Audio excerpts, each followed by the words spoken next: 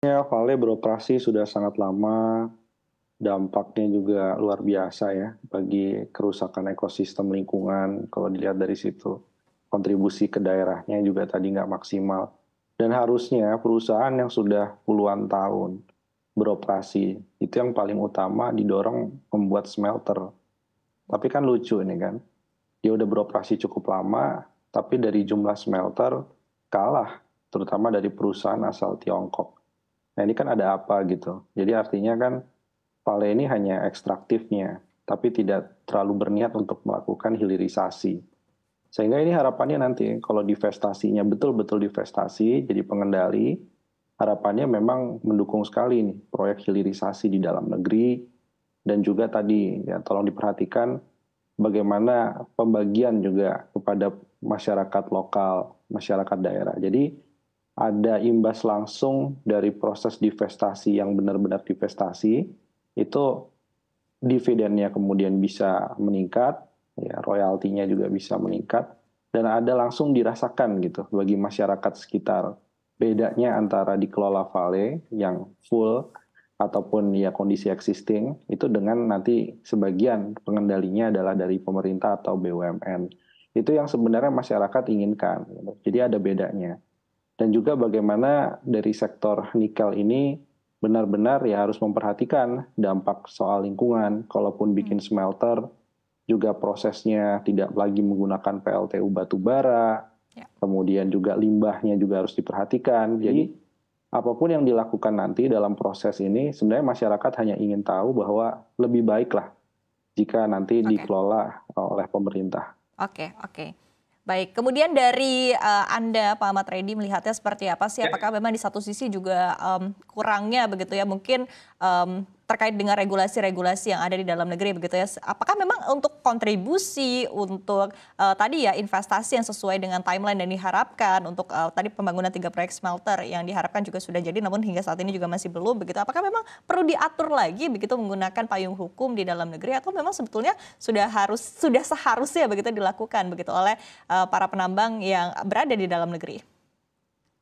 ya, saya kira evaluasi terhadap PT Vale ini kan dilakukan dan hasil evaluasinya jelas ya kontribusi PT Vale terhadap pemerintah daerah dan pemerintah pusat ini minimalis. Nah, lalu bagaimana ke depan? Setidaknya 3 opsi Mbak Iva yang bisa dilakukan. Yang pertama adalah ya sudah 2025 ketika kontrak karya PT Vale berakhir ya sudah tidak diperpanjang dengan IUPK. Jadi Oke. 2025 selesai kemudian tugaskan saja PT Inalum gitu kan untuk kemudian MinID untuk mengusahakan itu opsi pertama. Opsi kedua ya sudah, mereka ini kan ada 118.000 hektar. Yang digunakan itu ya 6.000 sampai 8.000 hektar. Ya sudah, dikasih saja 6.000 sampai 8.000 hektar, sisanya dicuutkan. Jadi mereka hanya diberikan 6.000 hektar, sedangkan ratusan ribunya dikembalikan ke negara, MinID yang kemudian mengusahakannya. Opsi ketiga ya sudah, kalaupun akhirnya kita ingin memiliki saham divestasi 51%, yang 20% yang haknya pemerintah tadi itu di luar 31, di luar 20 ya, dan 11 termasuk 20 ya sudah. Itu bagian dari hak negara, hak pemerintah pusat, hak pemerintah daerah, dan jika pun kita ingin mengusahakan 20%-nya itu ya kalau bisa tidak beli sahamnya itu dengan kemudian jaminan perpanjangan PT Vale. Jadi kita memperoleh hak 31% tanpa kemudian membeli saham. Jaminan kita apa? Kita perpanjang PT Vale sampai misalnya 50 tahun ke depannya nggak Ya. masalah. Toh kita membeli itu tidak dengan biaya pembiayaan Oke. karena itu bagian dari bargaining position Oke. yang saya kira adil. Oke, tapi urgensinya untuk hal ini mungkin diselesaikan secepat mungkin begitu mengingat agenda kita di tahun depan adalah tahun politik, pemilihan presiden juga begitu sehingga diharapkan sehingga ditakutkan mungkin fokusnya juga sudah terbagi begitu Betul. sementara untuk akhir kontrak karya sendiri di tahun 2025 begitu. Urgensinya agar bisa cepat diselesaikan mungkin di tahun ini seperti apa Pak Ahmad Reddy? Ya, saya kira pemerintah pusat, khususnya Kementerian SDM harus segera melakukan evaluasi terhadap kinerja.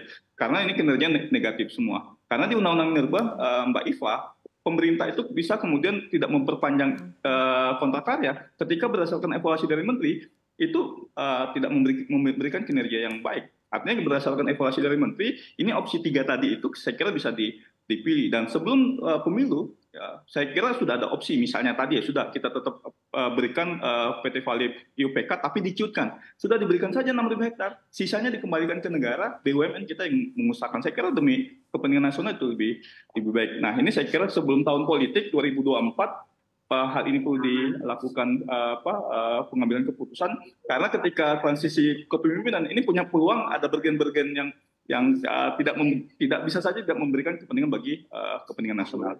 Oke. Baik, Pak. Oke, baik. Ini pertanyaan yang kurang lebih sama begitu ya kepada Pak Bima sendiri. Tanggapan Anda tadi ya, urgensinya juga di tahun ini, dan di satu sisi jika hal ini luput begitu ya di era kepemimpinan Presiden Joko Widodo sendiri, seperti apa Anda melihatnya begitu ya, efek buruknya bagi Indonesia? Harus cepat ya ini prosesnya. Kenapa? Karena satu tadi kita butuh memang industri nikel di dalam negeri.